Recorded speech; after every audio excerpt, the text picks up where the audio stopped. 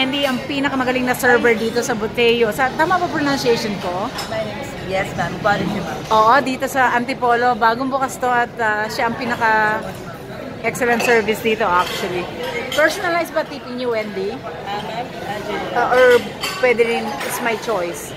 If I leave a tip for you. Kasi centralized. Ay, ayoko. Gusto ko for you lang kasi nobody give us attention eh.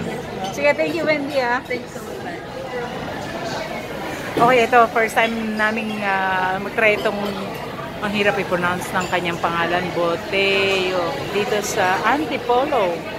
Robinson's Place.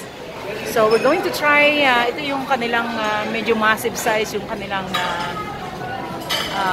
tempura, rice bowl. Diyos ko, rice bowl ba ito? Parang planggana. And then, ito na yun, try niya yung kanyang ramen, tonkatsu. So, first time niyang mag-try dito sa restaurant nito. At tatanungin natin later on ano yung kanyang food taste.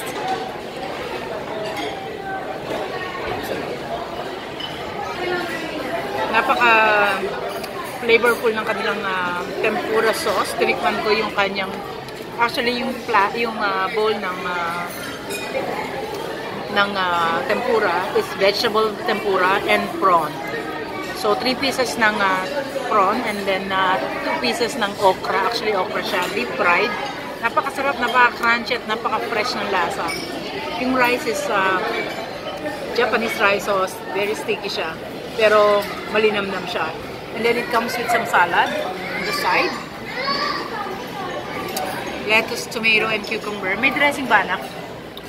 Yung salad? Konti. Yeah, pero very flavorful ah. So later try natin yung ramen. I-compare ko to kung anong difference sa isang kakompetensya nila dito, which is yung Marugame Udon. So nag-try kami doon many times, pero the last time na kumain kami, malamig yung kanilang soup. So ito medyo nakikita ko may smoke, so mainit siya. At syempre, Japanese beer tayo ah.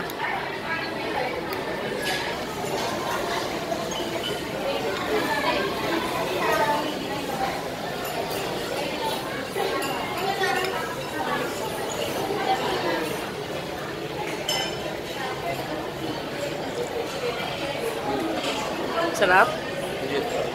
And then yung yung pork, tell me kung very tender ba or saka yung noodles niya. This is seaweed by the way ah. So yung kanyang ramen is comes with pork, eggs, seaweed, noodles, saka yung onion chives.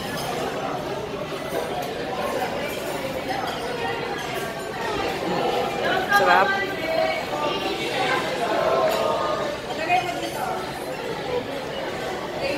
Chewy. Chewy. Ako lang yung flavor. And English oil. Okay. Sarap.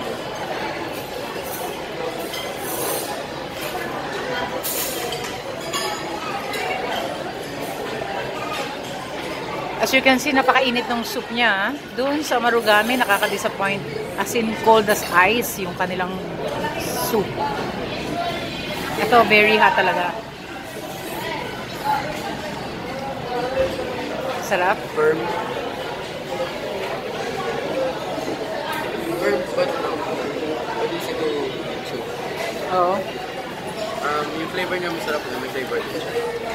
Doesn't come from the sa bawang. So, ito yung kanilang kitchen layout, ano? Open din siya.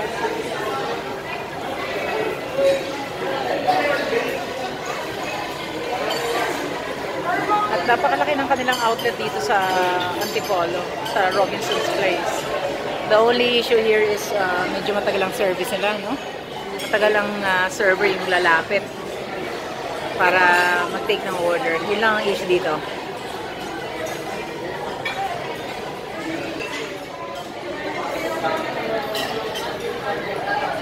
Very satisfied naman siya sa flavor ng pagkain dito.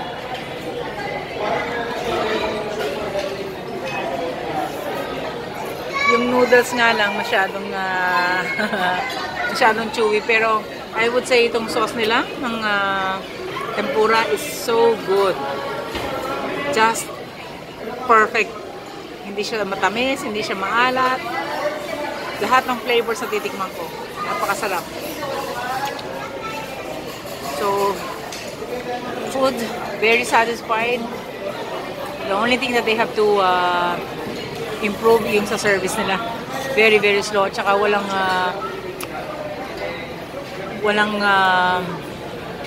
introduction or walang greetings na ginawa ng staff the moment na pinaupo kami ng host nila.